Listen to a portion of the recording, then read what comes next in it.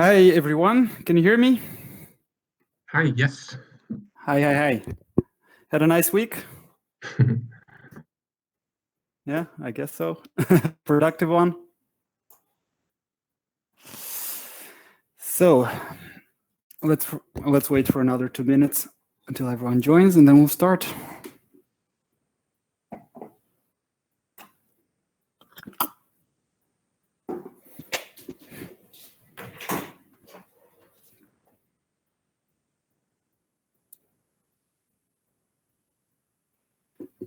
Got to check if the recording is working.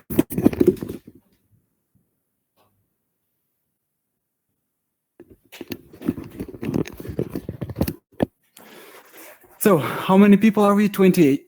Okay, 28. Let's wait for another minute.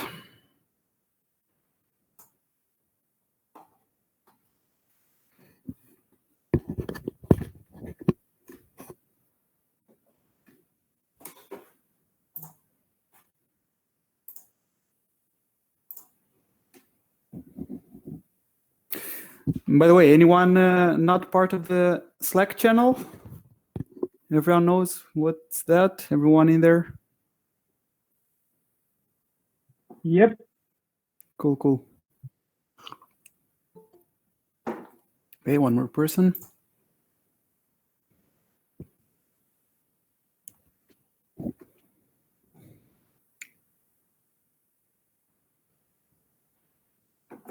Okay. Yeah, I guess we shall start. Yeah.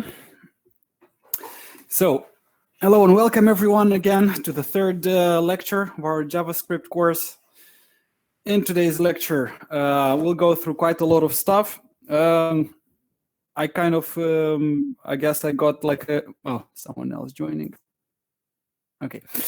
I'll try to keep, let's say, like a level of difficulty based on what I've seen from your assignments. So, yeah, hopefully this is the right difficulty for all of you. If you have questions, really, like at any point, interrupt with a message or at the end of any slide. Feel free to unmute yourself and really talk. I mean, let your voice be heard. So in today's lesson, we'll start with the quiz with the material from last time. And I want to ask you this time to, if possible, to use your actual name in the quiz so then we can kind of keep track on who's really part of the course and who's not, because I kind of have a list of people who were invited to the course, but I want to see people are there, right? Like I want to see if there's anyone missing or if we have to remove anyone from the emailing list and so on. Then we'll show you some highlights of the first programming assignment. You've seen some of those in the Slack channel, some pretty nice work from most of you. Okay. 32 people. Right, so yeah, highlights of the first programming assignment. Then we'll start learning about arrays and lists. And in general, I've seen that probably like half of you already are aware how arrays work. You probably Googled or you already had the knowledge of it. Today for some of you, we'll refresh maybe some of the memories. So for others, we'll start learning about what are arrays in general. Then I will show you some array operations in JavaScript. We'll do a bit of CSS and styling, really just the basics. I've seen a lot of you already are aware of how CSS and styling works, and you already explored, so good for you. Today we'll go through that again. Then I will show you pretty much like kind of a basic way of how you can set your website project, like how you just one way of how you can arrange the files in a folder, how to separate your JavaScript code outside of your HTML file and so on. So you'll get an example of that. And then we'll look into how to pretty much change the style of HTML elements from JavaScript. So that's going to be a pretty nice thing. And then you're going to get the second programming challenge based on the knowledge from today. So let's see what's first. Get your phones out. You know what to do. This is the code on top there. So let's see you all joining.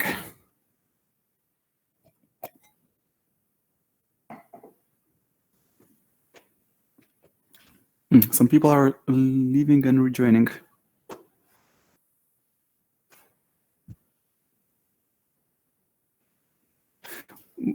Andrei, what's that link? Is that the link to this or something else? Okay.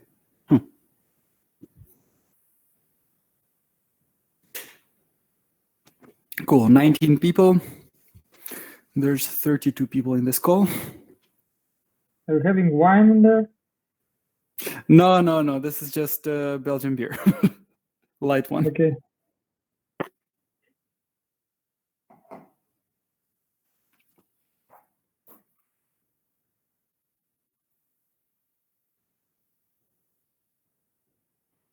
Yeah, if I have another one, you won't be able to, to stop me talking.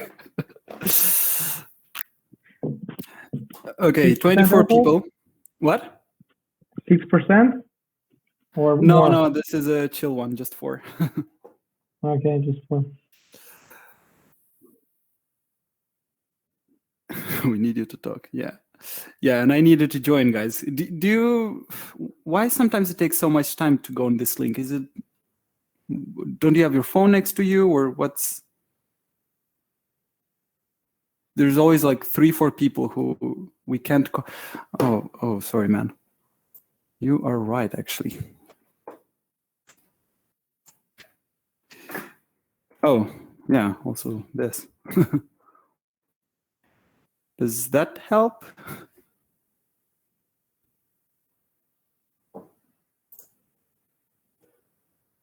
Oh, what is happening here? Right. So I think there's an issue with this tool. And I see that people already started answering this question. Okay, so hopefully that's you and not some people who hacked into this. So how difficult was the assignment for you, I guess? It was okay for most of you. Okay, very difficult. All right. Let's get some more votes. I really need like a good statistic on this one. Because I've seen there are some people who found this really easy and probably did some JavaScript before or some other language like it. But for people who find it very difficult, what I suggest is that you write questions in the group chat and don't worry about like giving stupid questions. I won't say there's no stupid questions, but the thing is, you better say those questions now in the beginning, and really like just start coding. You know, open Visual Studio Code, open Chrome, and like fail a lot of times. Write whatever the hell you see in the slides. See what's the effect of that. Like, don't. Yeah, you're not just gonna magically start coding. Like, no one's gonna come there and take your hands and click on the buttons.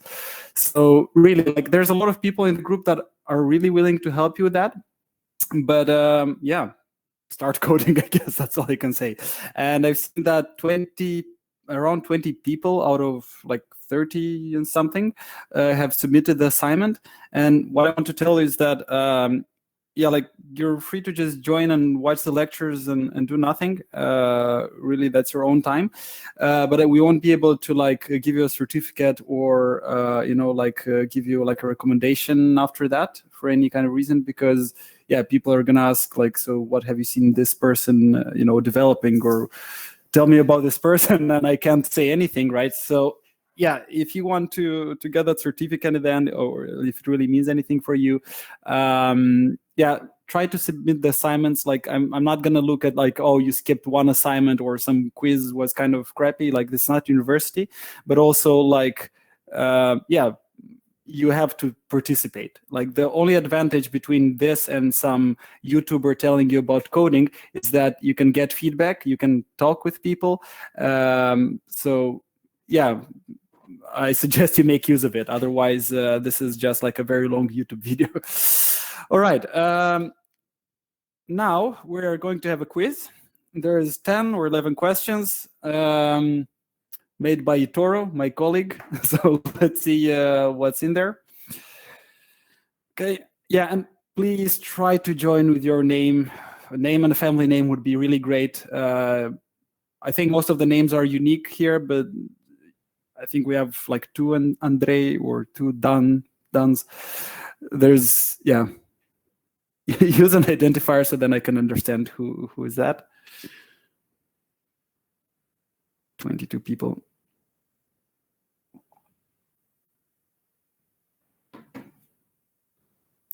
Okay, one more person.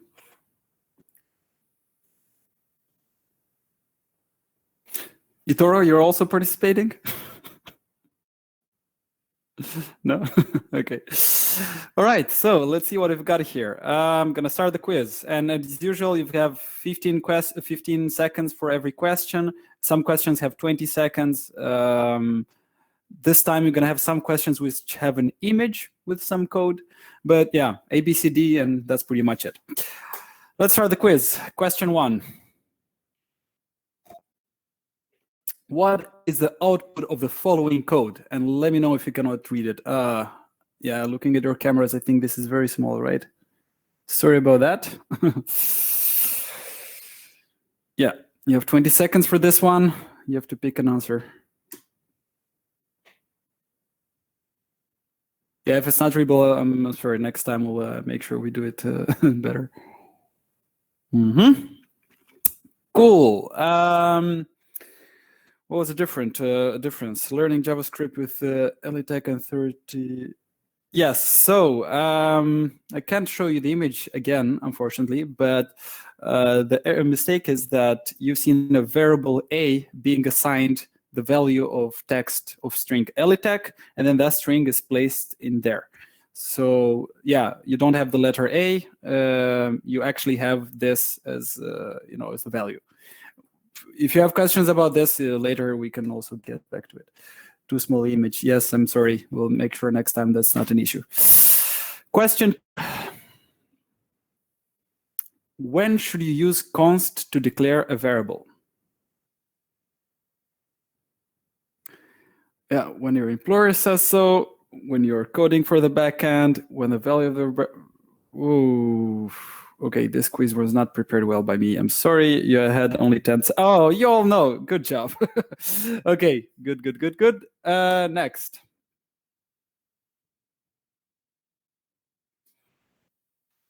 Okay, what's the output of math.pow23?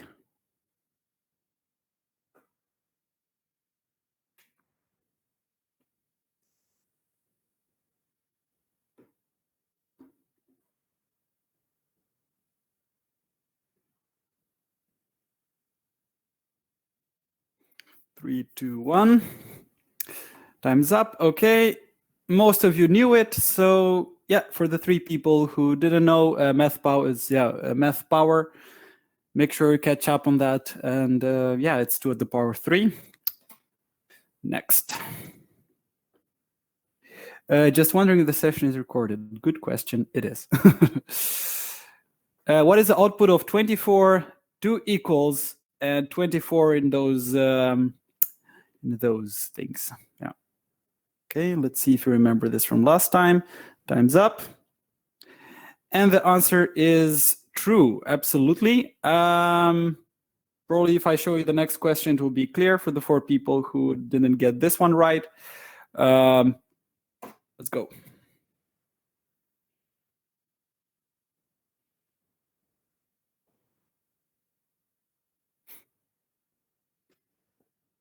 Okay, what about the same statement, but with 3 equals?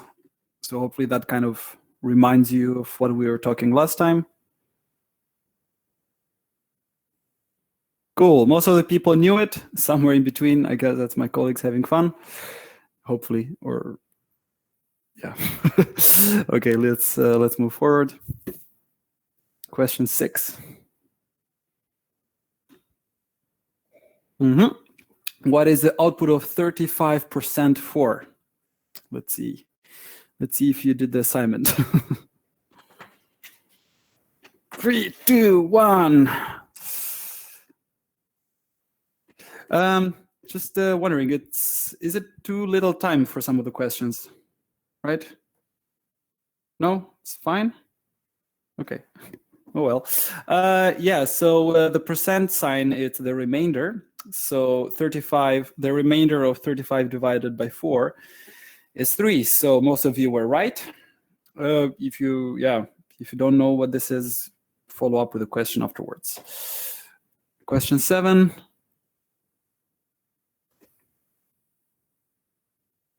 Another one with a little text. I'm sorry about that.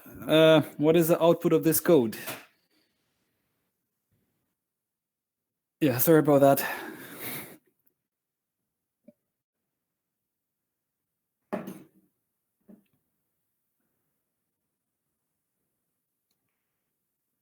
So the right answer is medium. Yes, absolutely correct. Yeah, it's a simple if-else statement. That's all I can say about it. Question 8.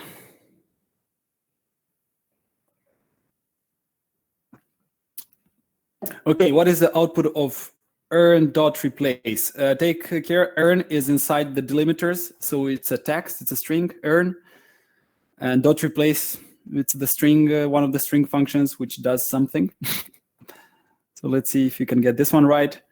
So earn.replace, the answer is barn, correct. So yeah, what this function does is pretty much takes all the letters E and puts B instead of them, so that becomes barn.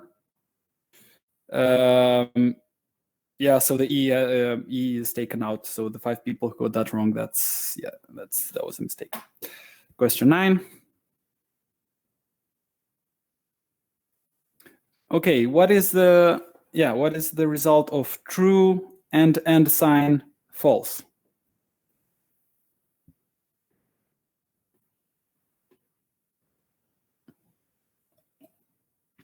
Time's up. And the answer is false. Yeah. For the 4 people, you can revisit the slides from the last time where I have the whole table of all the Boolean logic. So nothing else to say here. And the last question. What is the output of math.floor 12.99?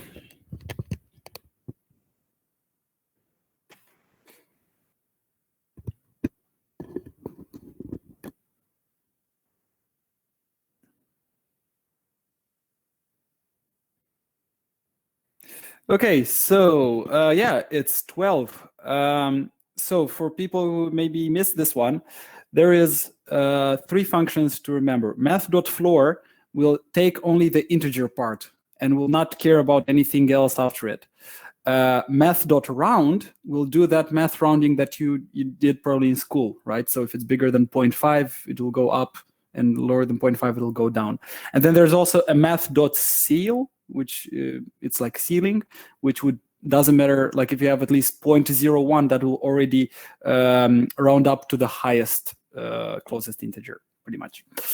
All right, so I see that in general there's some, let's see the results. Daniel Apostu, good job. Rarenko, Andrei, Luke, Ezine, Niku, and Michaela, really good job. Yeah, it's a good result. So, but I also see that most of you got most of the questions right. So that is really great. Yeah, maybe from next time we should start putting some prizes to this. Okay, good job. Let's move forward. So some of the highlights from the programming assignment. So I have 2 slides here.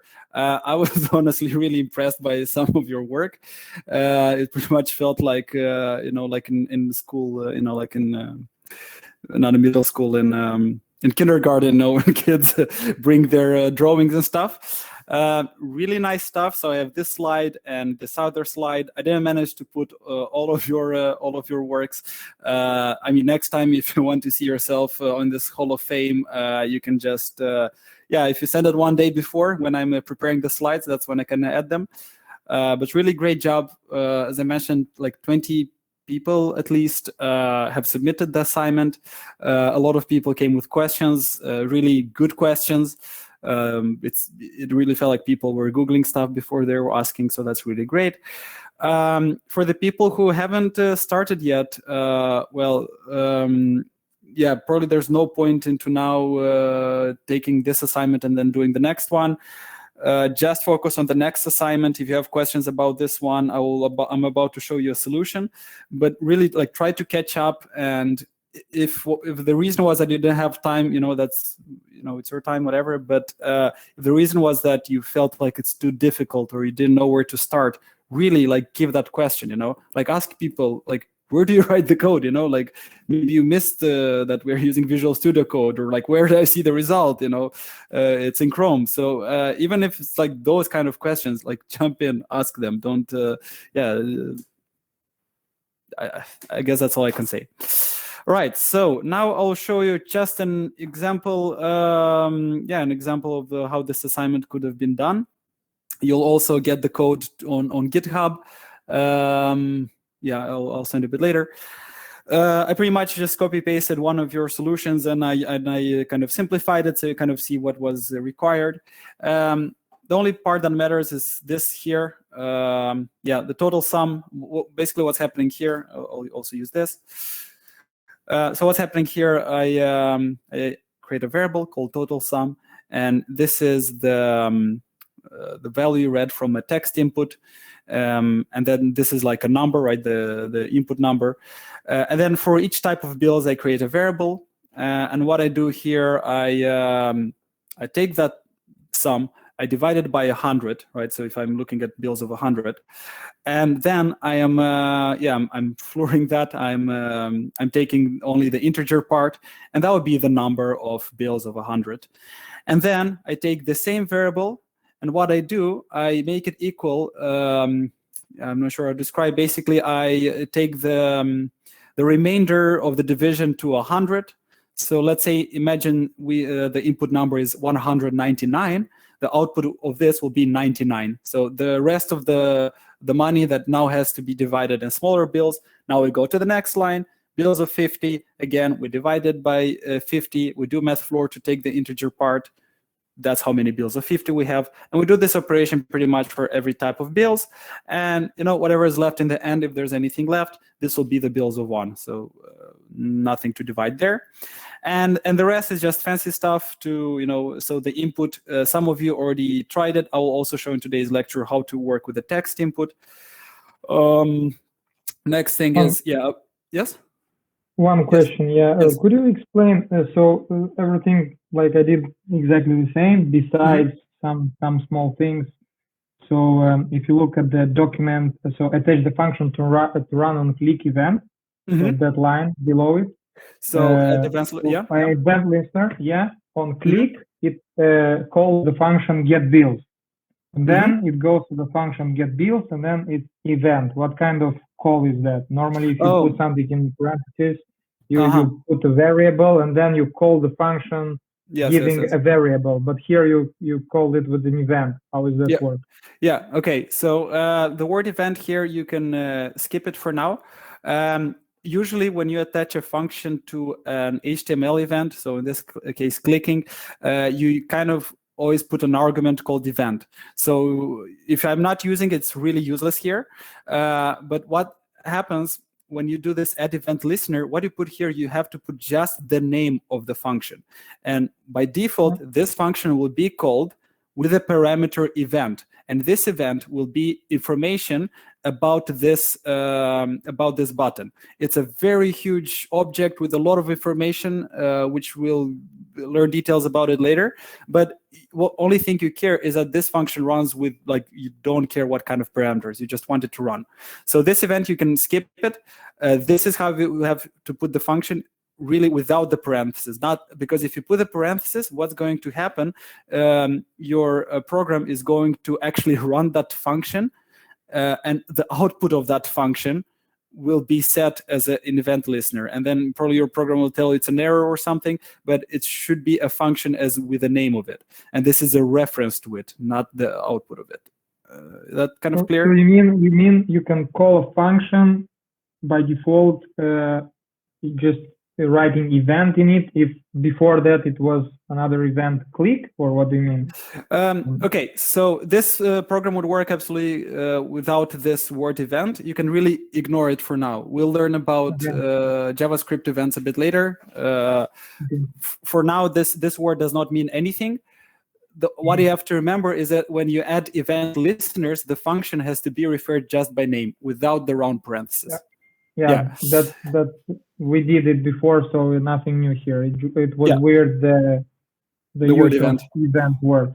Yeah. And then if you go forward, the next line is let total sum number. So again, Yes. you just good question. This whole line, and then at the end of it, it's value. So you just can explain it whole. Would be nice. So here we have an input of type number. So by default, so if you look at this in the browser, this is pretty much just a text input which expects a number.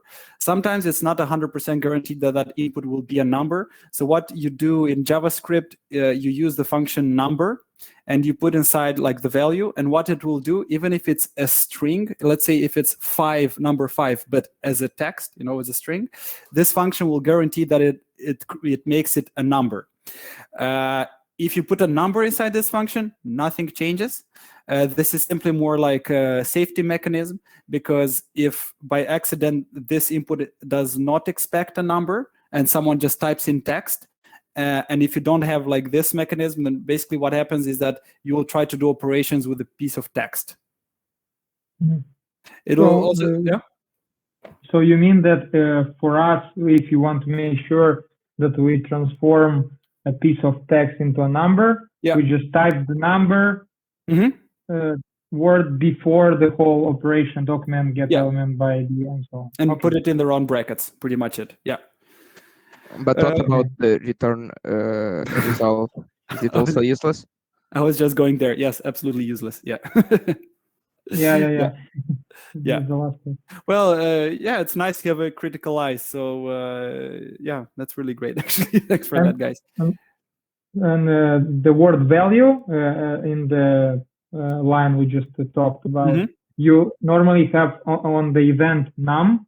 It looks for that input type number ID num, right? And then because we type value, it takes the value of the number we type in. Exactly. So when you get an element by ID, all of this, you'll also see later in the lecture, this pretty much is kind of like a variable on its own. You can also put this to a variable, and then when you put dot, you have a lot of parameters that you can access, right? You can even access its contents, you can access its style or whatever. One of the typical things is that you do dot value, and then you get that. So this was part of the extra part of the assignment, so that required you to kind of explore a bit to see how to work with text inputs. But today I will use another example to show how to work with text inputs. So now you learned that as well. So this is how you would get the value of that input. There's multiple types of inputs. There's numbers. You can also have like a date input, a lot of things like that. So Actually, one more little question. Small question. The first input type number, why doesn't it? It's like a one line. It doesn't have a closing part. If you know what I mean. Yeah. So probably seen in the first lecture, I had a slide about HTML tags. Sometimes if you don't want to put anything within the tags, no content, you can also put this line in the end and this is pretty much like a self-sufficient tag on its own, right? So it's like a shortcut. Yeah, it's pretty much a shortcut. So I could have also write the word input right after it, and with this closing thing in the beginning, that would have been possible. But then, like, if I don't have any kind of stuff to put in there, it's useless. Yeah. Okay. Makes sense. Thanks. Yeah. All right. Any other questions? I have a small question about number, because I wanted also to clarify something. It's something like cast, how it is in C++, because we had to learn about strings in the last courses. And there were a lot of functions about how to convert a number to string or other thing to string. Can we also do something like if you have a variable a that has a number, can we have a string and in parentheses number, and that would be a string? I'm trying to understand. So let's say in place of number there was string. Okay. The word and string. inside there was a number. Yes. I think yes, I think that works. Yeah, that should work. You can also since we're at it. Yes. If the string is a number, for example, like string of 20, it will turn to the number 20. But if it's like hello, it will give not a number error. Yeah. So let's say we have a number. Yeah. Let's try it. Right. So this is probably one way. Let's see. And this will be another variable, which is this, but in a shape of string. And yeah, let's print this out, I guess. Let's see how that looks like. So yeah, you all know if it's a string or not, but also another way to do that, at least that's how I would do it from a lot of times. This should also work, right? If you think about it.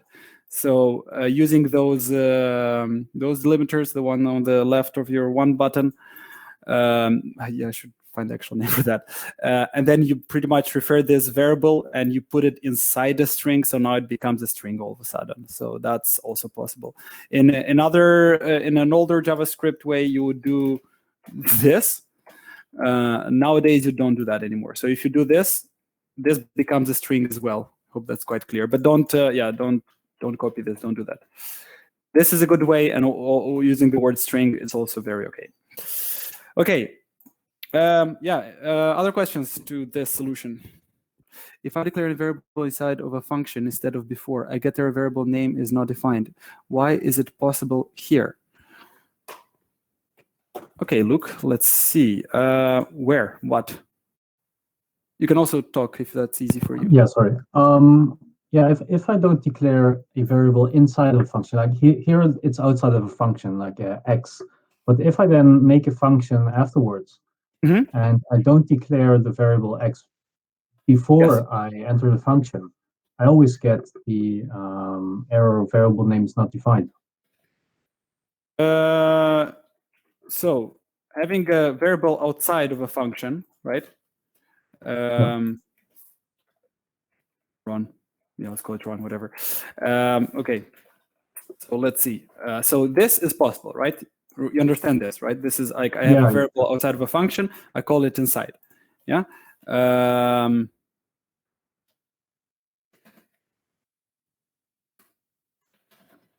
This is not possible, right? We're talking about the scope last time. That's clear? No, I understand that part. Yeah. Yes. But which part? It's not clear? Yeah, so if inside this function run, you say console log z or z, then it wouldn't work. For me, it seems like silly, but for me, it doesn't work.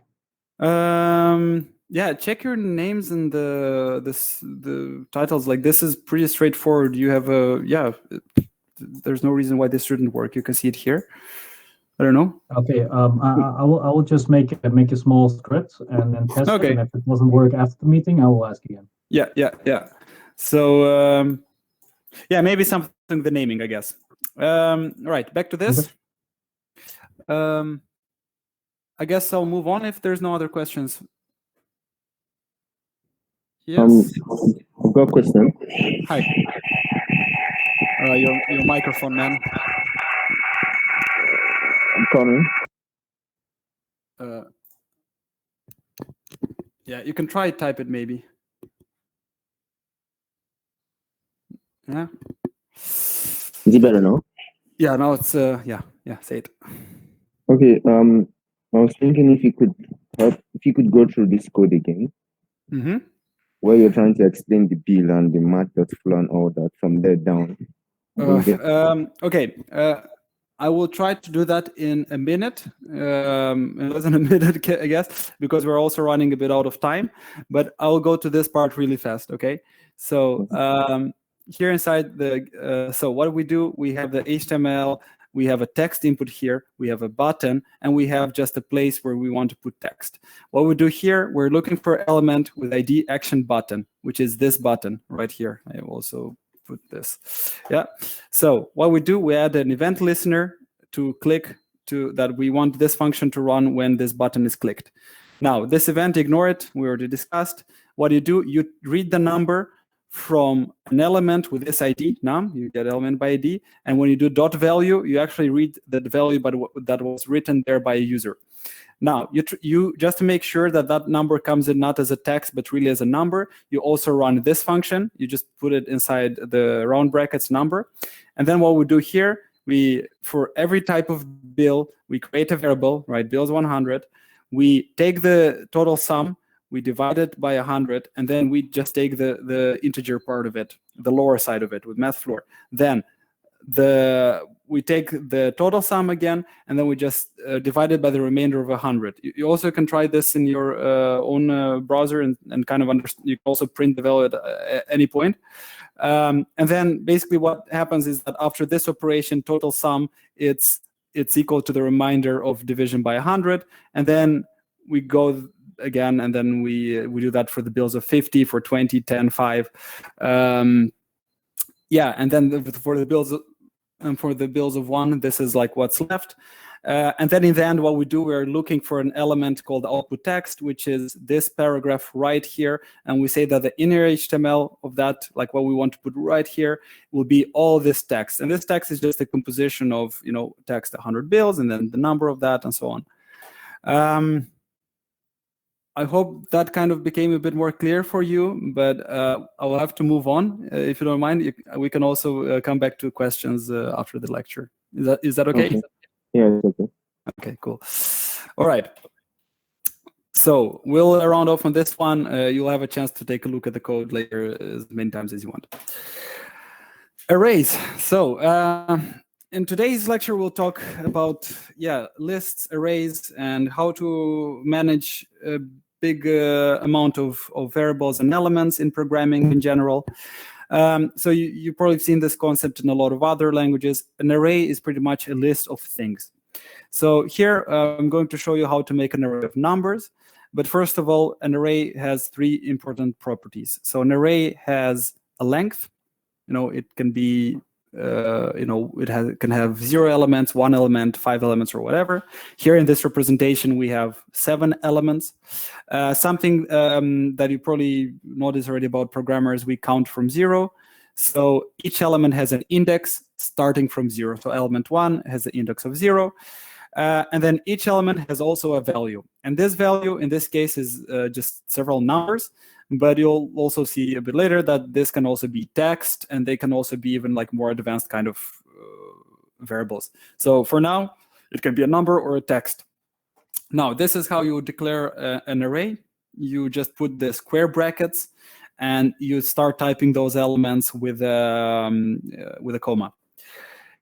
You can also print the whole array. And something I'm about to show you, something really cool about Google Chrome is that it shows things nicely in the console. So we'll make now an array. Call it my list. And just we'll put some random numbers in here. And we'll try to print that. Okay, so that's all we're going to do. I'm going to print this list. And as you can see, Google Chrome knows that that this is a list and not just some kind of text, and it allows you to do this like nice. It gives you this nice visualization. You can also see immediately the length of it and each element. You'll see how later this comes in very handy, because in a lot of other languages you have to go through each element and kind of print it in a specific way. So yeah, this is about how you would print it. If you want to access a specific element of the list, you just write the name of this variable you created. In the square brackets, you put the ID of that element. So let's say if I want to see the element 3, don't forget that we count from 0. So element 3 would be actually the 4th element in this list. So that would print out 1. I'm not going to show it, I guess. No surprises there. You can also add elements together, so you can reference to element, to this element, and then to number 4. You add this 2 together, that becomes 73. And now the next thing, what if, let's say, you try to refer to an element which is outside of the length of this list? So if you do that in most of programming languages like C++ and I think Java as well, what would happen is that your program would either crash, or it would tell you that you're trying to access kind of like wrong sides of the memory of your computer. What happens in JavaScript is simply gives you this word undefined. So undefined is also a type of value in JavaScript. It's not the text undefined, it's really undefined as like unknown. And you'll see this a lot of times when you code the undefined value. It happens when you try to refer to something that doesn't exist. So this is what happens when you try to, we don't have element number 11, so it will tell you undefined. And if you want to know the length of your array, you just do dot length. Pretty much, you write the name of the variable and you do dot length. And the length, as you can see, it will tell you the number of elements. So the last element will not be 7, it will be 6 because we count from 0. But but the length will actually tell you the number of elements. So keep that in mind. Sometimes you have to add 1 or to divide 1 when you're doing certain operations, but that will be clearer a bit later. And then you can also change the value of any element just like you do with any other variables. You write the name of your variable. In the square brackets, you put the ID of the element that you want to modify. So in this case, 5. You give it a new value, and then you console log that, and yeah, don't surprise us, a number shows up. Any questions here? No? Probably very basic for a lot of you, I guess. Okay. Now, some of the operations that you can do with arrays in JavaScript. And now well, classically, when people give you programming tutorials, they'll start with for loops and all this kind of stuff. But JavaScript is a modern language, so I'll show you right away some of the, let's say, cool operations that you can do. For operations: pop, push, shift, and shift. A lot of times, this like arrays, they're meant to keep a list of things that are displayed, to show you maybe like a task list, or maybe you're making a grocery list or something like that, and you want to add elements, you want to remove them. So here in this example, we created an array with this length, and the elements are text. So this is how you put the text inside an array. This is how it is. So we have this 5 elements, modes of transportations. So the first operation is .pop, and you can find here what it says is like it adds an element to the end of the array. So when you do, I'm really sorry, guys. I'm really sorry. You'll have to. I will repair this slide. This is the wrong one. .pop removes an element from the array. So do not take a look at the stuff here. So what .pop does, it goes to the last array in your list and it takes it out, right? And then if I want to print this one afterwards, I will see this. And just to not have any confusion about this slide anymore, I'll just pretty much show you this in practice. I'll not make the same one. I'll just write some bus taxi. What we'll do, we'll print out this array. Okay, so this is how Google Chrome shows it to us. Now what we'll do, we'll take this list and we'll do .pop. And then I'll do log my list again. Now I save it. I refresh, and I see that initially, before this operation, I had this elements. After the operation, I lost one. Also, is the text readable in both here and in the browser? Anyone having difficulties? Just say it. No, it's okay. Okay, fine. So, so this is the .pop operation. Now back to the slides. Now we have .push. So after this, we'll try to add an element. So what .push does, it adds an element to the end of the array. So we'll add something here. Oh, the trolleybus people from my country know what that is. Yeah, and now we also want to print it to see the result of that. Yeah, so we'll print this list again, refresh, and yeah, as I said, this is what happened. An element was added to the end of the array. Pretty much it. And these two operations you'll use very often when working with arrays, and two others in like some very special cases, shift and unshift. And I'll show them really fast to you. So shift will remove an element from the start. So I'm going to type that. Now we're going to print it. So this is the array goes through all these operations, and now at this point, before the shift operation, this is what we had, right? We had car, bus, trolleybus. Now, the shift operation, what it does, it removes this element, and in fact, what happens without you knowing is that these elements are moved to the left. Okay, so if you do this in a classical programming language, you would have to very specifically mention that this element has been deleted from the memory, and then this one should now take its place, this one should take its place, and so on, right? So yeah, JavaScript just gives you this function, and you just run it, and it runs, you know. But you'll later learn what kind of happens in the back side of the things. For now, you'll know that when you need to remove the first element and to shift everything to the left, this is what you have to do. And the last one is unshift. So unshift, if maybe some of you already kind of guessed, unshift will add an element to the beginning of the list. So now we'll add, what do people use as transportation? Train, yes. So we'll add the word train, console.log. Move. Right. So the word train now has been added as the number 0 in our array. So what happens under the hood actually is that these two elements were moved to the right. So if this one had ID 0 initially, now it has ID 1. This one had 1, now it has ID 2. And this was moved to the right. And then this array, the position 0, was taken by the new element that was added there. The last thing also may be important to say, the pop and shift also have this thing that you can, let's say when I do pop, I remove the last element. But what if I want to do something with that element afterwards? What is really useful is that you can declare a variable and, you know, maybe call it output or whatever. And this variable will actually be the value of the element that you have removed. So if I want to print out output, I'm going to refresh. So as you can see here, after doing the .pop operation, we wanted to, you know, save that value, and then this is the one, and then this is what happens with your array afterwards.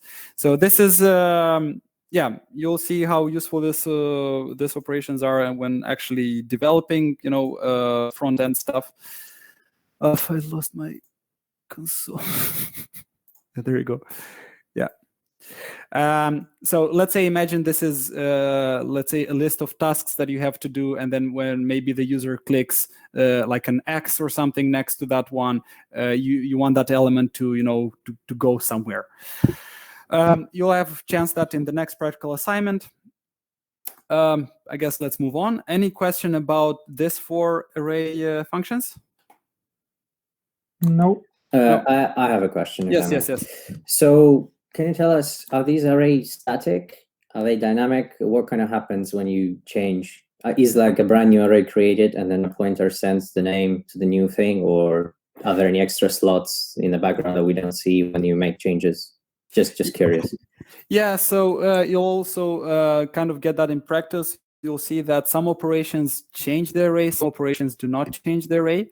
What I suggest you also take a look is in W3 schools GS arrays, I think something like that. And somewhere here they have like a very good list of, yeah, I mean, if you go through all this page, you'll also see there's a lot of other array operations, and some of them are, actually I have them right here in the slides I'm about to show you. But what happens here is that after, for example, when you run something like .push or .shift or like any of these ones, you change the value of that array.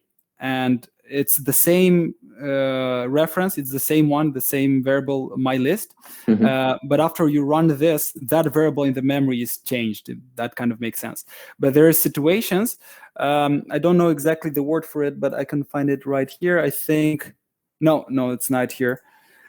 There's also another function, I'll send you the link later, which, for example, will not change the array, but you would have to create a new variable and read that, if that makes sense.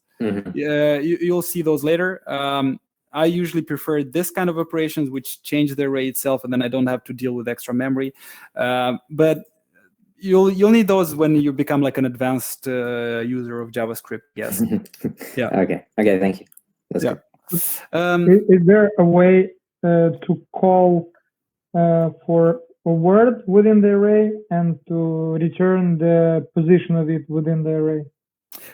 Yes. So that's a very good one. If you want to get the position of it in the array, this is the stuff that I suggest you, and I hope this one has no errors. This is the stuff I suggest you explore on your own. So for what you were just asked, it's .indexOf. So I'm actually going to show you how that one runs. Since you're here, I'm going to remove all this stuff. So, for example, if I do mylist.indexOf car, let's do taxi, for example. And let's say I want to, you can also store that in a variable, pause, for example, and then I do pause. And now I refresh and I see number 2. So what this operation does, in a classical programming language, you would have to make like a for loop and go through each element and kind of see if it's equal or not. JavaScript is very, it's a chill language. So they just give you a function for it, and then it looks for this word. If I'm looking for something that doesn't exist, I think you get a null or an undefined. Let's take a look now. Oh, you get a -1 apparently. Okay, so you get a -1 if that element is not part of your array, and then you can do if statement, and you say, okay, if it's -1, then it wasn't part of the array. So this is one of the operations. I have a list of questions I see here. So okay, can I also pop a specific element? Example, mylist pop to remove the second element. Yes, that is, you don't do that with pop. You do that with another one called, I think, splice. Yes. So splice, I'll send you this link. Let's search for the word splice. No, let's just GS array splice. And this is actually one that is used quite often, I would say. Let me zoom in a bit. So for example, let's see what they do here. Splice, you say that you have to go to a specific index, and then you have to replace that one element with, okay, let me find a better example from W3 schools. They usually do it better. Yeah, there you go. Anyways, I don't have time now to go through all the details, but the idea is that splice is, it's an operation where you say in which position in the array, and like how many elements which elements have to be added and how many of them have to be removed. You have all the documentation in these links everywhere. Even myself, I will always Google stuff before I need to. And there's a lot of other ones, and I will send you a list of the ones that you really have to kind of learn, but you never really have to learn, you have to kind of know that there is an operation to probably remove something or to modify the array in a certain way. You don't have to always reinvent the wheel yourself and iterate through all the array. Yeah, so I think this kind of answers your questions for now, and then later I can give you a better example. Yeah, Nikolai Druca, mylist.pop example. I'm not sure if that would work. I think that's not how this is supposed to work. Can I add an element to an array with a defined length? Can I add an element to an array with a defined length? There is no defined lengths. Every array is very dynamic in JavaScript. In C++, the compiler is very mad at you if you try to do that. But in C++, I can even in JavaScript I can also do like mylist for equals something. And if I want to print out my list afterwards, there you go. This is a funny one. So what happened here, yeah, I wanted to show this afterwards, but what happens here is that this is element 0, 1, 2. There's no element 3 declared by myself. But then I say that element 4 should have this value. So any other programming language would kind of not be okay with it, but what JavaScript does, it assumes that everything else in between is empty. So it's one, yeah, that's how they decided to do it in JavaScript, and it saves you a lot of code. But in general, it's not a good idea to start adding elements like this. That's why it's good to use push, pop, shift, and shift, because you know that you never have like this empty elements left into nowhere. Next, yes? Is there a chance that you can, let's say, can you go back? Yeah. So instead of 3, just write 2, and then would it replace the word text with something? Yes. So I showed that in the previous one. So sorry. Yeah, there you go. Yeah. Okay, sorry, my bad. Okay. Next. I think it is slice, splice. Exactly, Zina. Yes, that I was looking for slice and not for splice. Absolutely correct. That's why I didn't get to the right link. Can you tell about the second way of declaring an array? Which of this is more practiced? The second way of declaring an array, let us take a look. There is a lot of ways to declare an array. This is the most classical way. It's very simple. You can also, I think, do like new array. But yeah, JavaScript is and then inside you would put the elements.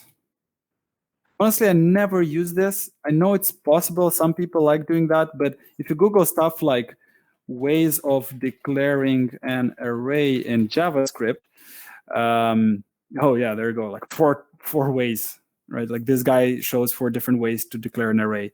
There's other people. There's really a lot of ways to do that. But honestly, like this is simple, and you can read it as a human. You don't need to add strange words and the word new and all this kind of stuff. Not necessary.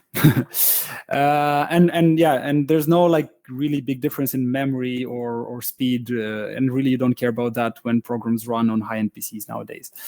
Okay, it was another issue to return a local variable. That's another story. Suggestion, yes. Do you have the collection STF stuff? Do you have the collection stuff in GS? You're saying about that from Java or from C++ or something? From Java, yeah. Well, I haven't done Java in 5 years. The thing is, there is arrays, and there's also like there's arrays where you don't want things to be where you only want unique elements. We'll get into those later if it's necessary. But the thing is, like, yeah, for now, this would be the way to work with lists in general. There is some other like more, let's say, sophisticated ways of declaring a list of variables in JavaScript. But for now, as a beginner user, we'll just work with arrays. That's pretty much it. Cool. Time is flying. Other questions about array operations, we can also have them later after the lesson. What's important for you to know is that there's a lot of them. You don't have to write a lot of stuff yourself. And for any kind of thing in your imagination of what you can do with an array, there's probably a function for it already out there in JavaScript, not in anything else. Now, also 3 very nice things you can do with arrays is that you can apply a certain function to multiple elements. Okay, so 3 functions which, well, from my experience, I use them really like every day when I have to program something in JavaScript: filter, every, and sum. So we'll start with every and sum. Let's say you have a list of numbers, right? You can see them here. There's 2 numbers which are like a bit bigger than the others. And let's say I want to know if all the numbers from my list are bigger than 100. Or in general, if I want to know if all the elements in an array meet a specific criteria, right? So the way to do that is that I declare a function that I want to run on every element. And let's say I call this function, I call it is bigger than 100. A very simple function which takes an element, checks if it's bigger than 100, returns true if it is, and then it returns false if it doesn't. You'll later learn how to like make this syntactically like easier to like in less words. But for now, just to understand every part of this function, this is what it does. So so now we want that to go through each of these elements. I want to check if it's bigger than 100, and then I want simply just an answer. Are all of them bigger than 100, right? So you can go and do this with for loops, which you're about to learn in like a more complicated way. But if you already know that you want to run it through all of them and you just need to come this kind of like aggregated answer, you can use a function .every. So the name of the array, numbers, .every. And what you put inside it, you put just the name of the function, right? So you probably already noticed this from the result of the assignment, from the example of the assignment. You just put the name of the function, not with the round brackets. And when you do this, what your program will do, it will take this array, and then it will take this function, and for each of them, it will check, is it bigger than 100? Return true. So this one, it's true. Goes to the next one. Oh, this one is false. The program will stop, and then it will tell you now false, because not every number in this array is bigger than 100. So this is how you use .every. Now, .sum, this is basically if you want to check if at least one of the elements meets your criteria. So what your program will do in this case, it will again take this function, go through each element. It will look, okay, 1431, this is bigger than 100, returns true, at least one number is bigger than 100, and it'll tell you, cool, that's it. This one returns a true. That is it. You can try it yourself. This is pretty much like when you need to do like very large aggregated Boolean logic. And it's quite useful, right? Like imagine you're making like a Facebook clone and you want to see from a list of people if all of them, at least one of them is your friends, you know, and then you have each of your friends in an array, and then you do .every. I mean, yeah, at some level of complexity, this is pretty much how it would work there. And then if you want to see if all of them are your friends, you use .every, and then if some of them are your friends, you use this. Yeah. Numbers of .every, is it like a default name, or you also write numbers because you want, good question, in case there is a text question in the array, you transform it into number? Yeah. So what I'm going, numbers is this name of the array. It doesn't matter. It's just a name that I came up with. Very original one. Okay. So this also works with this also works with strings. So you can also run an operation for multiple of them, and then what you can do, let's say I make a function is good car. And then, it reads a car. And what it is going to do is going to tell you, let's say, if it reads the word Lada, it is going to return false. And then else, going to return true, okay? So now this function doesn't do anything on its own. What I want to do, I want to see if cars dot, was it every? Yes, sorry. So cars dot every is good car. Good example. And yeah, let's see the result of this. So pretty much what this function will do, I'll take the array cars and I go through each of the elements. And if if car. Yes, so the role of car, it's because this is a function on itself, and this is the name of an argument, and this argument is only used within here. I can make this X, whatever, doesn't really matter, but usually in your code you want people to understand what you're doing. So it makes sense that the word car here, it means that this function will go through each of the elements, and it will take this one as the variable car, and then it will check it if it's this. The function should return true, false. Yes. So when you want to do this, check of every and sum, it should return a Boolean, a true or a false. Later you'll see how you can actually run something more than that. But yeah, for now we're just checking if all the elements meet a specific criteria or at least one of them. So yeah, so what this function does, it checks if this element is equal lada, and then yeah, if it equals that, then it will return a false. Anything else is good. It's true. I refresh, so it's false because not every element out of here is a good car.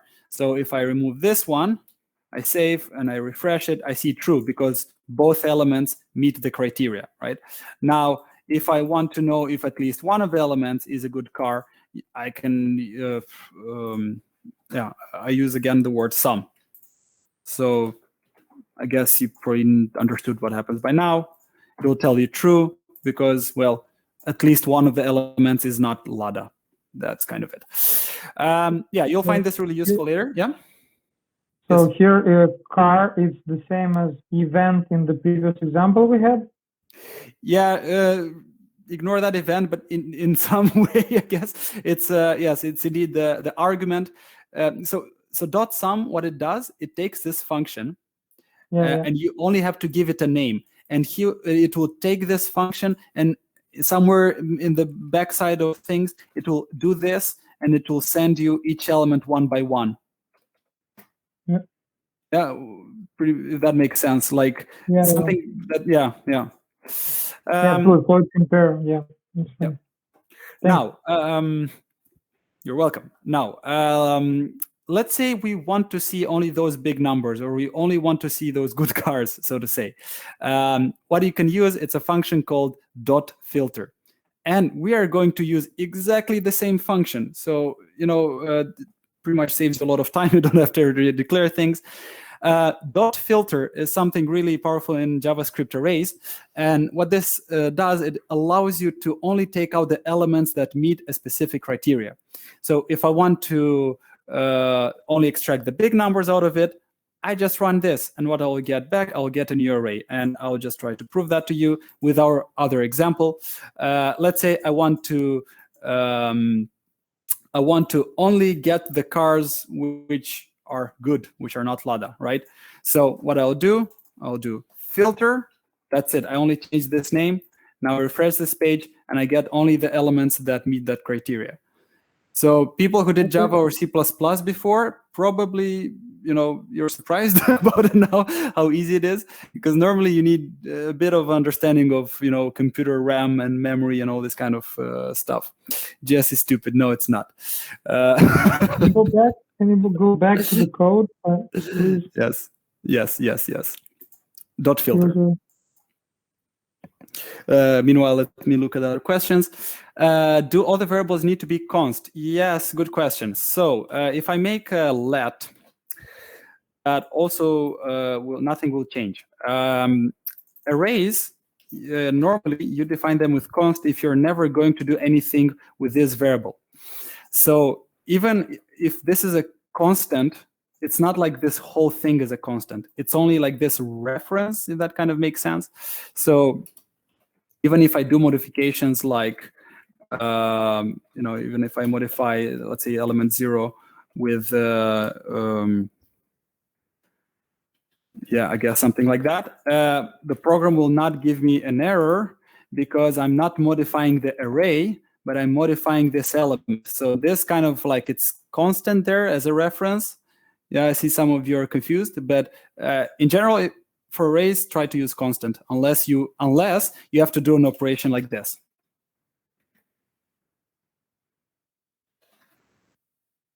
So if you are now trying to assign a value to the variable cars, now your program is going to tell you that this is not okay, right? Assign it to constant variable. But if you're messing just with the elements of it, then that is fine. That's yeah, something to keep in mind. So always it's safer that it should be const. Yeah. The filter is the word lada then, right? So the filter means that each of the element will be put to this function. Yeah. And if this function returns true, I will return this element. That's what filter does. Okay. So I think this example is a bit easier with numbers, right? I have numbers which are big, numbers which are small. Now, I apply the same function, but simply with dot filter. And what it does, takes the first one, bigger than 1,000, return true. If the function returns true, then dot filter knows that I should take this element. It goes to the next one, it returns false, ignores it, moves forward until it gets here, and it adds, and this is the result, right? You just get the big numbers out there. That's kind of it. Okay. Now, iterating through arrays. So people who did C++ and JavaScript, probably you've iterated through arrays in this kind of way. So these are called for loops, and what for loops allow you to do in programming is to do an operation multiple times with a slight change, so to say. So before I show how for loops are integrated with arrays, I'll just show you a for loop on its own, like the minimum thing you need to do a for loop. So declare it like this, and then inside the brackets you have to declare a variable, and this variable is called an iterator. And in usually the people put I for no reason, like you can call it whatever you want, and then you give it an initial value to this variable. So take care, this is inside the round brackets. And then I use this semicolon, and then I have to say like a maximum value. It's till where I have to iterate. So you're about to understand what that is. I say smaller than 10, and then I have to say by how much I want to increase or decrease a variable. So I will do I++, or if that is not, if you haven't seen before, I plus equal 1, or I equals I plus 1. But yeah, people just do something like this usually. And then let's say I want to just do a certain operation, and I want to print like a certain word, and then if I open this, I refresh. Okay. As I mentioned, Google Chrome doesn't kind of like protects you from overflooding of text, so it just shows me this number here. To make it a bit more clear, I'll also add the number of I. And then I'll do this. I'll save this and run. And I see pretty much what I told they use ing because in math, that's how you write a vector. Yeah, I guess you're right. I haven't done math in a while. Yes, so what I do here, so I pretty much tell JavaScript, I want an operation to happen 10 times. And the way you tell it to do is that you declare a variable, and you say that this variable shouldn't go over 10. It stands for index. Yeah, index, I guess it also makes sense. But index makes sense when you're doing that with arrays. For now, we're just looking at a for loop. I think it's more like iterator. And then I say that at every step, so every time I run this operation, this can be a lot of stuff. Like you can write a function here. You can do whatever the hell you want. You can print out more stuff. Actually, I have a good example. Let's say x equals 10, and then I want that every time I run this function, I want x to equal x plus plus 5, whatever. Now let's make it easy, plus 10. So what I tell the program is that run this function, increment by 1, increment I by 1. So and then run the function again and then again and again until I is smaller than 10. So pretty much what happens here. Yeah, I showed you that this is the value of that I every time this for loop runs. Yeah, I know for some of you this is very basic, but I'm just trying to make sure that non-programming people from here also get up to speed. And let's say I want, after this for loop, I want to print the value of x, and it's 110. So what happened here is that this was initially 10. I print was I add 10 to 10, so that's 20, and then I do it again. It's 30, 40, 50, 60, and then it becomes 110. Pretty much it. So this is how you use for loops. And for loops are useful in general when you want to iterate arrays. Classically, I guess you meant until it's no longer smaller than 10, correct. So until this is true, basically. That's how it kind of works. This can also be a more advanced Boolean combination of things. I literally have an exam tomorrow. Cool. Good luck with that. Yeah, so this is for loops, and now for loops can also be used to iterate through your array. So you remember how you can refer to one of your elements by using the square brackets and putting the index of it. So let's say I want to print each element out of this array. What I do, I say, I make the for loop, I initialize this iterator, I tell it's 0 initially, and then I want this iterator to not go over the length of the array, right? I don't want to start printing elements which are not in there. And I can use, I can take the length of the array by using .length, and then I do I++, meaning that I increment by 1 every time I go there. Yeah, vectors. Okay, cool. Okay, and then for example, this is a very simple printing operation, and yeah, you already know how to do string concatenation. And what this will do? I'll not spend the time to show you this example, but what it does, it prints out each element in the console one by one. Yeah. Next. The modern way of iterating through arrays. So what's the problem in this case is that sometimes when you have like more advanced, let's say you're trying to iterate through multiple arrays, you'll get some examples later. What happens if accidentally this number is not in there and then you're trying to iterate through elements that don't exist? Or pretty much like when there is an array, it's kind of already clear that that array has a specific list, like a specific number of elements, and it has a specific length. So what the JavaScript people did for the easiness is that they added a function called for each. So for each means that I'll run something for each element in that array. So you see this thick arrow function. If you remember last time, I showed how there's two different ways of declaring a function in JavaScript: the modern way and the classical way. And for this one, I'm actually going to show a bit of an example. Fruits. I'm just going to add 2 of them, 3 of them. Okay. Okay, so I have this array, and I do fruits dot. Also, I want to make this a variable, so fruits dot for each. So for some people, it's easier other ways. Okay. I'm not sure if there's a question about this, but try to be more specific. So what you see here in the example, I show you this thick arrow function. These are called like anonymous functions or whatever in the new JavaScript standard. But you can also do stuff like function. And yeah, I usually don't do that, but just to prove you that it works both ways, I think this would work like that as well.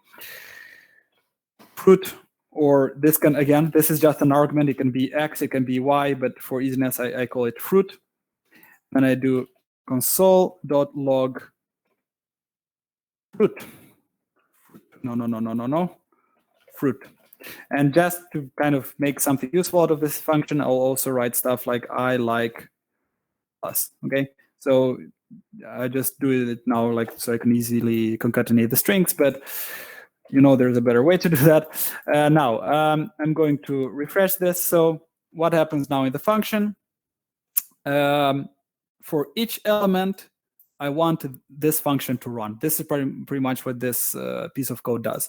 And this function expects an argument, and no matter what name you put in it, this is going to be each of the elements one by one. Okay, so yeah, so this way I can do something with each of those elements, and yeah, without needing to make a for loop, extracting the length and explaining that the iterator should increase by 1 and all this kind of stuff. For some people, the earth is flat and everything is fine. There's some nice atmosphere in the chat, but it's not related to this. Okay. Yeah, so this is one way of iterating through the array. There's also some modern ways with dot map. If you want, you can learn that in your own time, but later I'm going to teach you about like what's the difference between for each map. There's also like a for fruit in fruits, and then you can print all of those. Don't really do that. It's quite unnecessary because you already have this way of doing things. And also later, this kind of it's like less memory efficient, but you don't have to go into all that stuff now. Yeah, exactly, Luke. Simplifying for loops for people. So you can really go into, like really developing your application. And, I mean, let's be honest, like when you develop a program for like a client or for the world or so, no one really gives a shit about whether you use the for loop or you use the very specific way. What's important is that stuff runs, and what's important for you is that you don't need to spend so much time on reinventing the wheel, right? And also, let's say if you open your startup or you have your business, you really want people to spend and waste as less time into like this technical bullshit and really spend more time into user experience, into finding out how you're going to make money out of that product, and why not. So yeah, if some people tell you that, oh, this is very not like cool or not very easy and so on, like, yeah, that's how progress works. It's meant to make things easier. So now you can also while iterating, you can also modify elements in your array. So sometimes it's also useful to do that. And let's say I want to add the plural to each of the words. You see the example here, but I'm going to do it here as well. Yeah. Also, let's use a more modern way of declaring this anonymous functions. If you notice, this is the only difference between like a modern way of making a function and the other one. You just, instead of using the word function, you just put a thick arrow between the between the argument list and the curly brackets. That's kind of it. Yeah, just to show you again, this works the same way, nothing different. Now let's say I want to add a letter. I think there is an extra. No, there is no extra that. Because, yeah, you see the IDE shows me this is where I open it, this is where I close it. And for each, so this is an argument to a function, right? A function can also be an argument to a function, but we'll get to that later as well. But this is what's happening here. Like you declare this function and you tell that for each of them I want to run this. You can also do stuff like const print fruit, and then print fruit can equal this, and then I only give the name of the function. Right now, you remember this, only giving the reference to the function, not the output of it. So let me clean this up a little bit. So this, again, will run in the same way, also a very valid way. So sometimes you don't want to write a lot of text between these brackets, and maybe you have like a really huge function, or maybe a function that you import from a different file, and you just want to type a reference to it, just the name of it. I hope we're doing fine in time. I'm sorry, no really big possibility for a break today, just to be possible to go through everything. Yeah, also we're recording, so if you're missing something, you can look at it later. Now, so this is also possible, but now for the easier stuff, I'll go back to what we had now. Printing the fruit. Okay. Making sure I didn't break it. Stuff is still there. Now, let's say I want to add a letter or want to modify each of the words in a very specific way. So for that, I first need to have the iterator.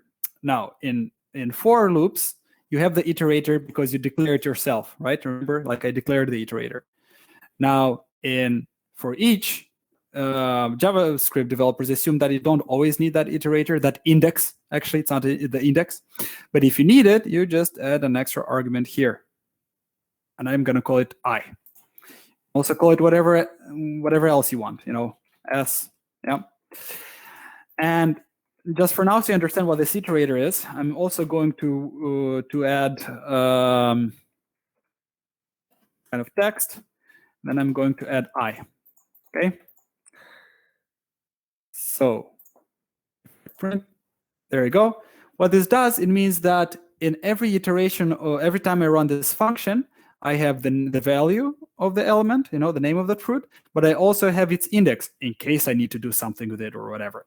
So here, see, like for each of them, I have their index, and then I can do stuff with it. And now let's say I want to actually do stuff with it.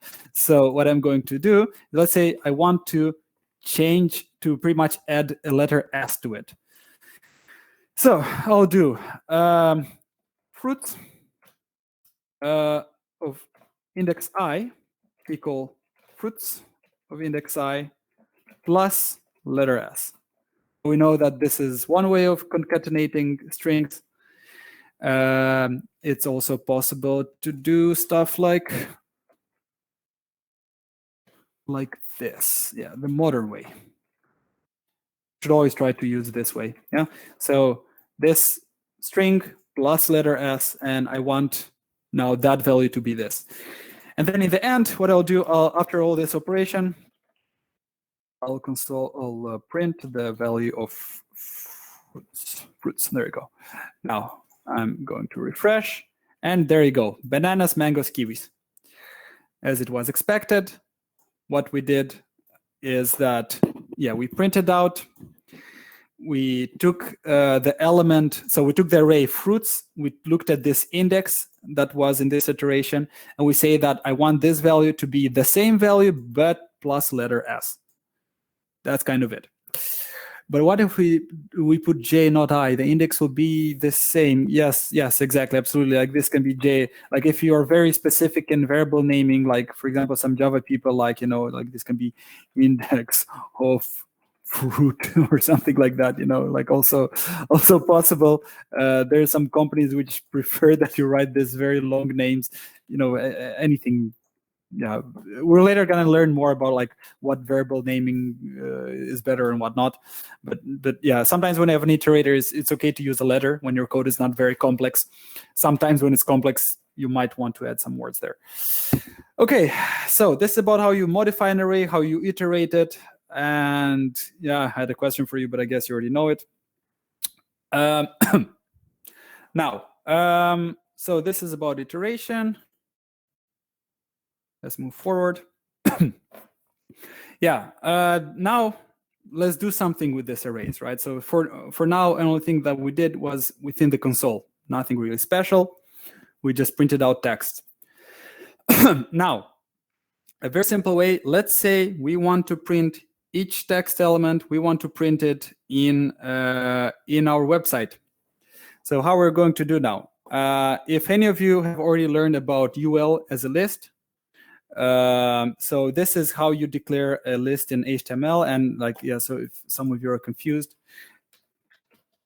like how you'd normally do that if you just want to make a list, this is how you'd make a list. I'm just going to copy paste this into my code right, I don't know, here, I guess. And now if I refresh, this is a simple list, right? You can then, you'll later learn how to design it, how to make it nice. For now, by default, your browser will just show like pieces of like text with this dot, pretty much. Yeah. So now what we want is that we want to programmatically create such an array, right? So this is just statically, we kind of just made like this list.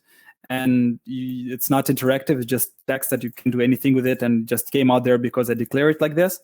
Now, I'm going to delete this for now, come back to this example. So for now, what we're going to do, we make an empty list. So the UL means the, where your list elements are going to be placed.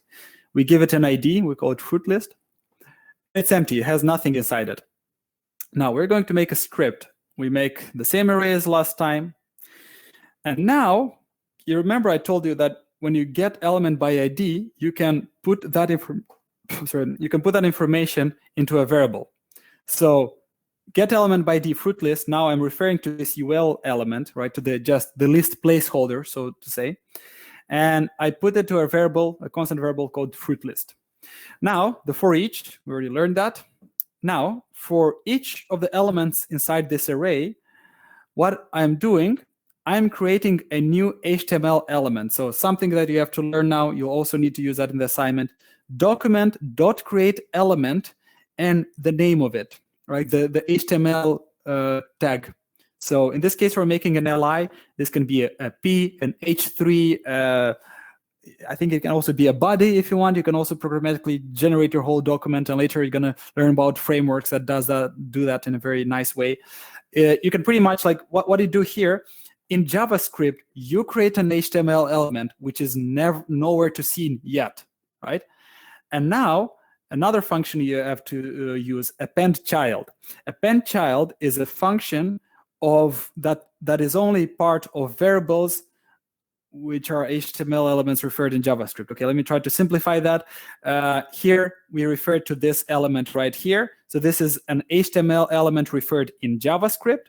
And now, whatever I do with this variable, this will mean that I'm doing something with this HTML element, right? Now, what I want to do with it, one of the operations that you can do, you did already .inner HTML, right? You already learned how to do that. But if I do, but when you do .inner HTML, you pretty much, you're about to see that, you're only like, you're changing all the content inside it. But what if I want to add multiple elements one after each other inside this UL? What I do .append child. So list element is a new HTML element declared in JavaScript, which I appended inside UL, inside this list placeholder. So at this point, I do have kind of like a logical HTML element, which is not shown anywhere. What happens here in this line, I tell JavaScript that you have to actually put this element. And where I want to put it, I want to put it exactly at this element, which is this element. And when you append, you just put that tag, and then when you do append again, it will be right after it, and so on. It's like a dot push operation if you want. Now, this is an empty list element. It doesn't have, you see here the comment, this is what you actually created logically. Now you want this element to have something. Does it work if you do?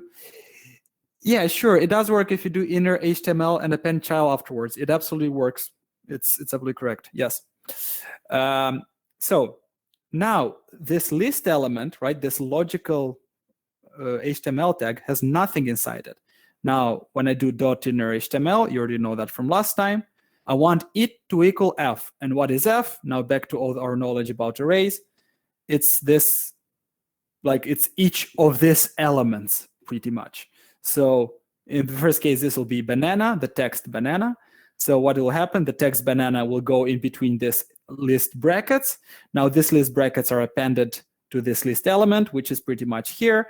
And this is how we programmatically created, again, back to this coffee thing, where was it? Yeah, we programmatically created something like this, actually something like this, right? So we told through JavaScript to look for an UL element with a specific ID, and then for each element in your array, you create a new list element, and inside it, you put a specific text. And then you do that multiple times because it's a for each loop. Is it kind of clear what happens here? This will be part of the assignments. You'll have a lot of chances to try this out. This is where really JavaScript kind of becomes interesting. Yeah, so this is what it's important to learn. So get element by ID, you already know. Create element, that's something new. So learn that.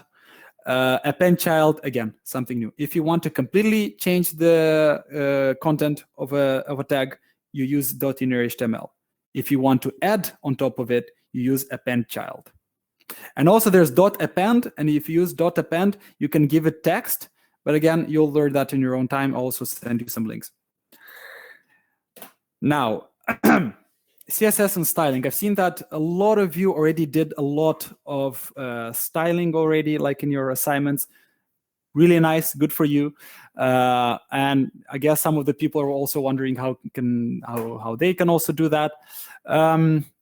Also, looking timing-wise, I think we can afford a 5-minute break, if that's fine with you.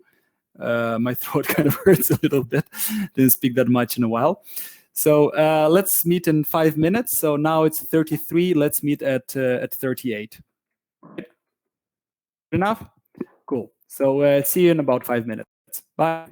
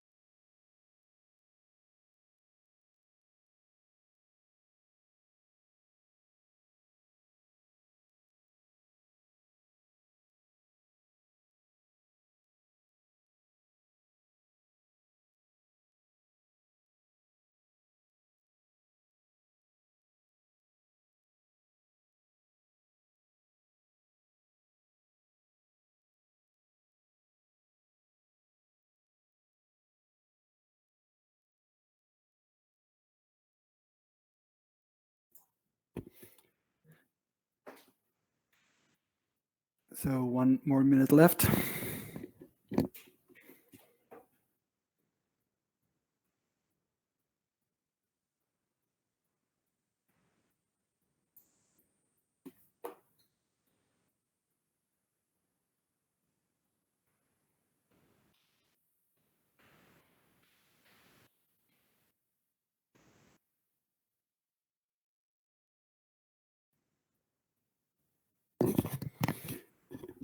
Okay, so I'm about to continue.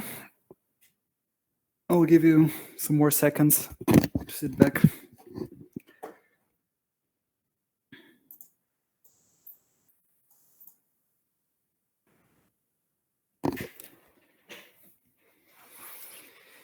All right, I guess it's time to continue. All right, so we're talking about styling, and yeah, a lot of you have shown some really nice CSS skills, and so in general, throughout this whole course, we're not going to focus much on how to make very fancy CSS and styling. We'll learn how to make use of graphical libraries. Later, you'll learn about Material, Bootstrap, and some other fancy words. The thing is that we're going to learn like how to use modern assets and so on. Nevertheless, you still need to interact with CSS. You need to know what it is, how to modify it in specific ways, and so on. So let's say you want to add style to an HTML tag. Let's say you want to make your text green or blue or whatever, and you want to change a specific background. This is the most simple way. Inside the HTML tag on itself. So this is a simple paragraph, the P. You already recognize it by now, I hope. Inside it, we have this text, this whole text. And now, HTML tags also have properties. So again, maybe for some of you, this is like very common knowledge, but what you can do, there are certain properties that you can add inside HTML tags. And one of the properties is style. W3 Schools has a lot of things will tell you a lot of ways how to add styling and all these particularities and how to change a font. And there's a lot of stuff. We're not going to go through all of that. You just learn this by experimenting and trying things yourself, right? Normally you think, oh, I want this text to be in a specific way, or I want this square to be of this shape. You just Google for it. You're never going to learn all the CSS in the world. But there are some of them that you have to learn, and I'm going to give you a list in the end.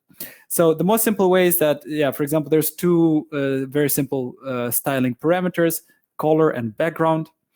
So if you want to set parameters, you delimit them with a semicolon, and you usually write the name of the parameter and the value of it. In HTML, you can use blue and green and like names of colors. This is just like one thing to simplify your life. But in real life, you'll never actually do that. What you'll do, you'll declare the colors in a lot of other ways. So a very simple way is, let's say so I'm going to copy paste the same text. I'm going to give it a style. I'm going to give it color, and you can see this IDE already knows like some of this is like all the words of all the names of colors that you can reuse. But normally what you do, you use something like, let's say, I'm just going to type in a random number.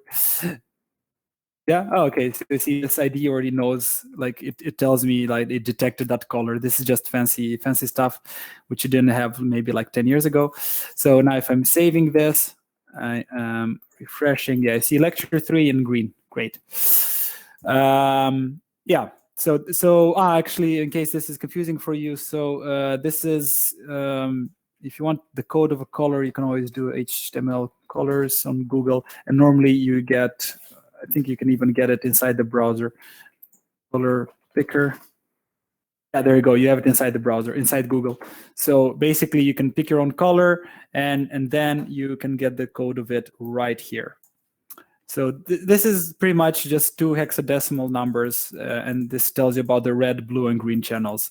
But yeah, there's like you can also declare the color in like 5 different ways, at least that I know. Yeah, but this is one of the simple ways. Okay, so that's about color. That's about adding style. Now, sometimes you have an element which has a lot of styling that you want to apply to. So all of a sudden, a lot of text appears here. So this is not practical. When you have 1, 2 styling parameters that you want to change in your tag, you can use this construction. Also, if there's just this one very specific element which needs a specific color or a specific size, it's okay to use this, right? You'll feel that in practice yourself as well. Option 2, with CSS and with a CSS file. So something that I promised today as well, and I think there's a bit of misorder here in my slides. I'm going to give you the GitHub link with a typical way of how you can arrange your project. So up till now, we're writing JavaScript inside the HTML, okay? What I'm going to teach you now is how you can actually import it. So if you want to import a script from a different file, and I'm going to show you right now here, I'm going to just create a new file. I'm going to call it main.js. This is just, I call it like that. It shouldn't be. You can call it whatever you want. That. And then and this is a .js file. It's a JavaScript file. And then if I want to use it inside my code, what I do script. And as I wrote here, there's a parameter called source, and I just write the name of the file, or as in this example, a relative path to it.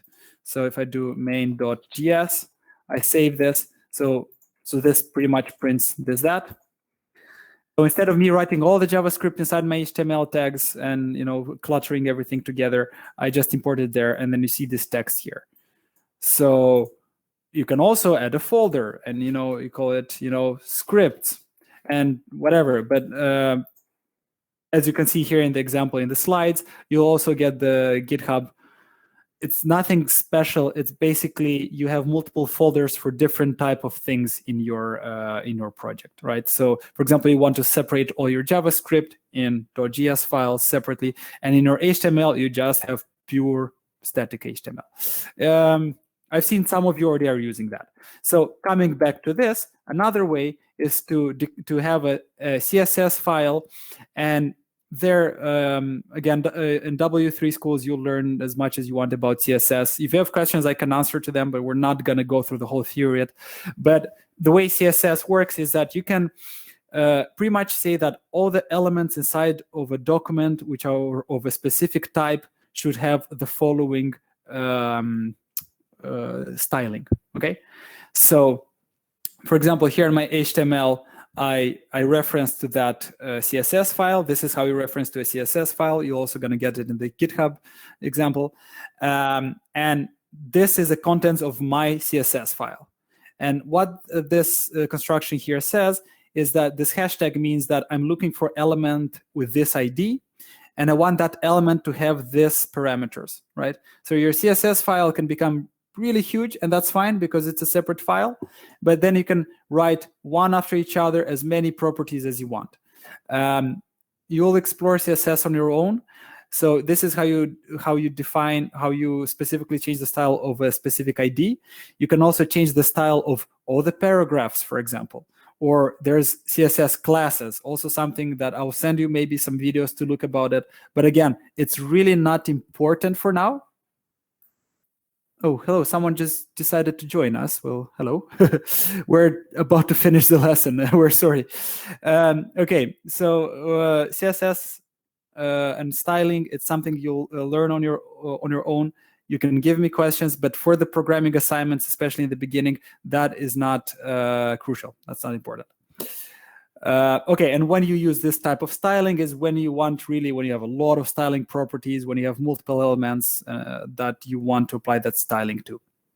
Okay, so, and option 3, this is a very interesting one, and I really would want to see that maybe some of you will try this in the programming assignment. You can, let's say, programmatically change the styling of an HTML element from JavaScript. And this is very useful. For example, you want that a piece of text becomes red and you click a button, right? Very simple. So how you would do that, so here there's no button or any action. I just do it as a script as it is. I have a paragraph, you have an ID, you already seen how you can reference to a specific ID, right? So this is my paragraph referenced in JavaScript. And as I told you, there's a lot of properties of that HTML element in JavaScript that you can call. So one of them is .style. So .style, and then when you do if you already set up, I think Visual Studio Code has that by default. But let's say I want to reference to this first one, ID, my header. Going to remove all the useless stuff. So what I'll do,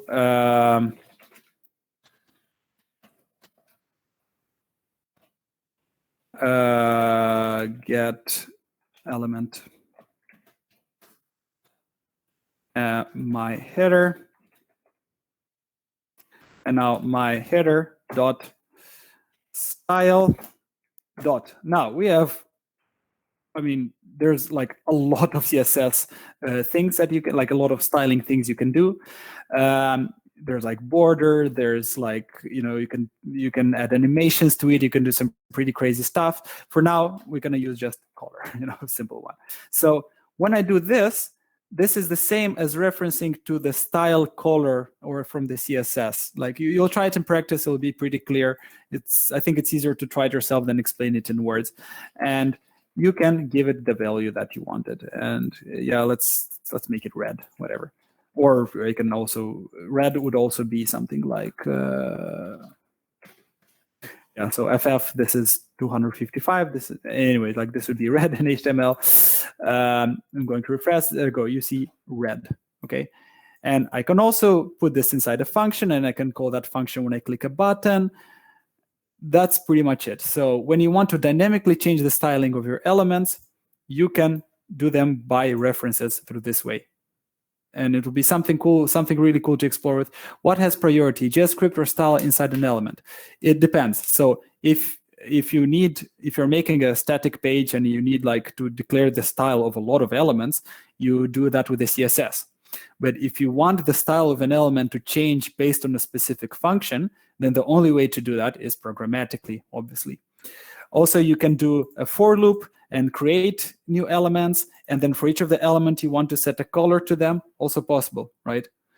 Really, like I'm wondering what kind of experiments you're going to do. So yeah. So this is the third way, the fun way of changing the style of your HTML elements. Yeah, when I discovered this, I felt like, wow, everything is possible. Okay, so this I already showed you. There's nothing special. This is just fancy icons that appear from ID, but this is just a bunch of folders. And there's no correct way to arrange your files in a project, but there's definitely some wrong ways, right? Like you don't want to put everything in a file.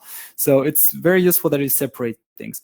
Later, when the logic of your program becomes bigger, you put subfolders inside scripts. Maybe you have a folder with several scripts responsible for, I don't know, for a chat application, and the other ones which are responsible for your login interaction and animations and whatnot.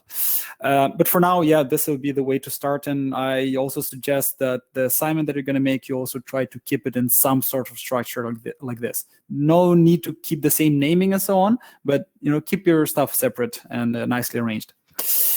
Okay, nice. Now your second programming challenge, and I mean, based on what I've seen last time, I want to see as much creativity as possible. But again, I'll tell you what's the important part that you have to do to really understand JavaScript, and then the extras we'll go to those later. So you'll make a grocery list, or you can call it a to-do list or whatever, which can be extended by, this will be interesting, cool. I'm happy that you're excited. So, which can be extended by typing text inside the text box and clicking an add button. So you'll have something like a list, and at the end of the list, you'll have a text input, okay, where you can type in whatever you want. And next to that, you're going to have a button that when you click it, that text is read from the text box. It's added to some sort of array in JavaScript. You're going to figure out how you do that. And then from that array, all of a sudden, you have to print that in HTML, right? And then it will pretty much look like a list that you're extending yourself, that you let the user extend it. And honestly, like as simple as this sounds, like this is really something that is out there in pretty much any kind of application in the web. Of course, in a more advanced way, but this is what you'll have to start.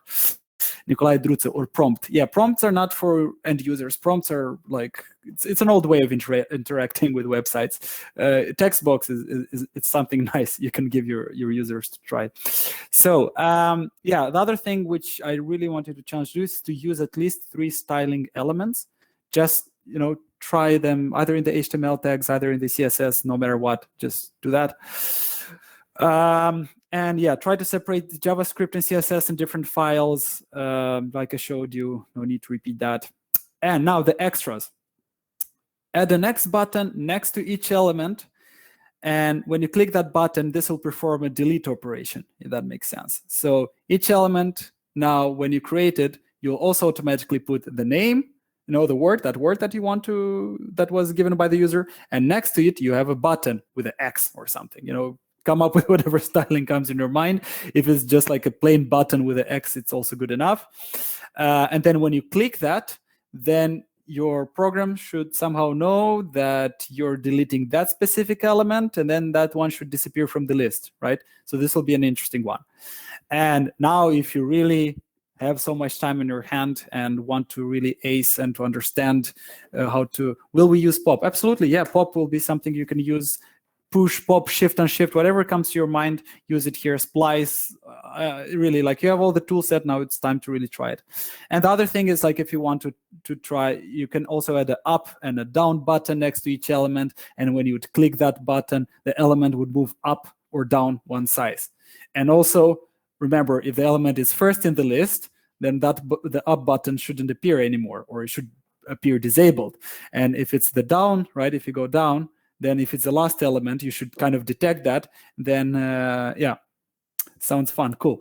Yeah, I hope this is quite clear what I'm trying to explain here. This will be indeed fun. And I think this will give you already a good confidence and idea of what you can already look into making for the personal projects later, right? Which you'll make in groups of 2 or maybe 3, we'll see. Yeah, so this will really be, you know, a full-on web application, I guess. Will working in JS at a company be as fun as this challenges? Well, it can. I mean, I don't know. I honestly do a lot of fun stuff every day, like more fun than this. So really, like, it can be incredibly fun. The most fun thing, I think, is building games. I like building games, but I don't. Yeah, I don't really make much money out of that. So you can also find fun stuff, which also brings you money. So yeah, it's about finding the balance, I guess. What projects you work on?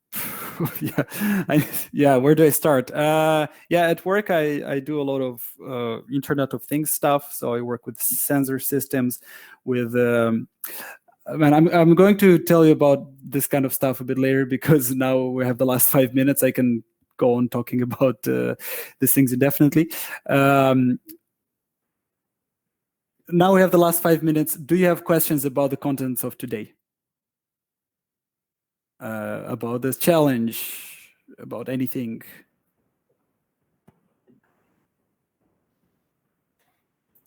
Yeah, I also, yeah? Yes? Yeah, could you explain the challenge again? Yes? Could you please explain the challenge again? Describe the challenge. Yeah, describe the challenge again. Yeah, okay. So I'll start with the simple stuff. So what you'll do, you'll make a list, just like we showed you right here. So actually it will look like, where are you? Yeah, try it yourself. So you'll make a list like this. If you make it without styling, this is good enough for the beginning, okay? And at the end of this list, you're going to make, and this list will have to be created programmatically from JavaScript, not like I'm doing it now. And this, at the end of this list, I think this should be good enough here, you'll have a text input, okay? And next to this text input, you're gonna have a button. Oh, this ID is worse than Visual Studio, of course. Something like this. You'll have an add button, and the user will type stuff here, and when he clicks add, the element should appear here. And this is the base stuff. If you already learned to do that with JavaScript, you kind of achieved like a good level. But if you want to kind of go further and learn more stuff, start using styling. For example, another fun thing is it's not mandatory that this is a UL, by the way. This can also be divs, okay? And this is not necessarily, so this can be also like a square, and that square can also have, just for fun, I'm going to show you some stuff. Let's say red.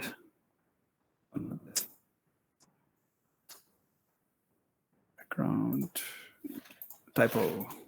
Okay, let's say we want to do padding, also something important to learn. I gotta keep clicking save. All right, and then also maybe you want to do a margin. So what I'm telling you that you'll have to try at least 3 styling. So for 3 styling elements. So for example, now I'm showing you some of them that, for example, I use it in everyday life, I guess, when I build the front-end applications. I don't really do that every day. So for example, if I want to do margin 5, whatever you call that, and now you can actually programmatically, instead of creating list elements, you can also create divs, also possible. So there's something else. Yeah, now all of a sudden this looks like some nice cards. Yeah, I mean, you can yeah, perhaps. And then you can also, make this text bold. You can add some round corners, whatever comes to your mind. Just yeah. So if you achieve something along these lines, but programmatically with JavaScript, this would be enough for the assignment. Now, if you want the extras, you would need, again, programmatically to add an X button next to each element. So it means that back to this list, somewhere here, you'll need to have an X button next to each element. And when you click that button,